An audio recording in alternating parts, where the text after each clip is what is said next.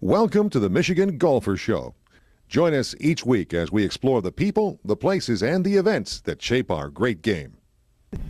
Hi, I'm Jack Berry, and I am with Bruce Matthews, known not just from coast to coast, but outside our coasts, including China, Austria, our neighbor Canada.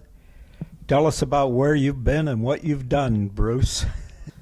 Well, back, it's been close to 20 years ago now. It'd be about 1999. I've remodeled a golf club Eagles of Innsbruck, and that's right around the mountain from where they had the 1968 Olympics, sitting on the side hill, looking down on Innsbruck, Austria. Very pretty setting. Very pretty setting. How did that come about? Well, my partner Vic Nelhebel at the time is German, and from Munich. That works very well. Some friends, it's not what you know, it's who you know. And what was the best part about this, and it's a lovely golf course. But we flew into Munich at Oktoberfest, and I recommend Munich, Germany for Oktoberfest for everybody to experience one time in their life. You got the best of that. We did at that. But it was a lot of fun. It's working on that mountainside, and we were working on the side of a mountain and redesigning the golf hole. Now, how about China? How was that? I mean, that's been kind of a tough place to play for a long time, and yet it's opened up to golf. Is open. It has been open to golf. Right now, they're having a moratorium on new golf course construction. I have the opportunity. I taught at Michigan State University in golf course design and construction.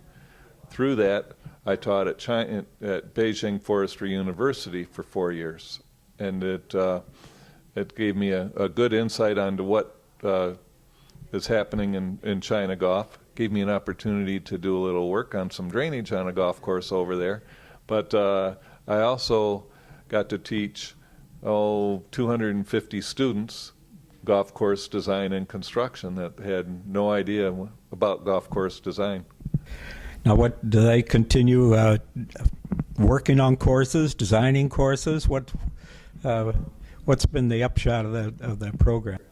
Well, I was teaching turf students at Beijing Forestry, so they all got out with a dual degree from Michigan State University and Beijing Forestry University, and half of them would work on golf courses. The other half went for advanced degrees. So I've already got a couple of PhD students that were PhD graduates that were students of mine, and they're PhDs in turf, and a couple of master's degrees in landscape architecture, a couple of business masters, plus a couple of golf course superintendents. So, okay, now we're back in the United States, crossing all the way here to Michigan, and wow, right across the river, we're in another country in Canada, and you've been doing some work over there. Tell us about that, Bruce. I've been working in Canada for about 20 years now, working various clubs, remodeling Sutton Creek Country Club, Fox Glen Golf Club, Stanley Thompson's first course, Beech Grove Golf and Country Club, and did my own design on Seven Lakes Golf and Country Club in LaSalle. Well, working on the Stanley Thompson course, that had to be a thrill. I mean, he turned into being Canada's #1 golf course architect, and he had a young guy working for him who did pretty good work here, Robert Trent Jones. Yeah, and yes, he did. And he had another one, Bob Moot, and Jeff Cornish worked with him, and several architects that got their start under Stanley Thompson. So what did you think of that? What did you think of that course that he did?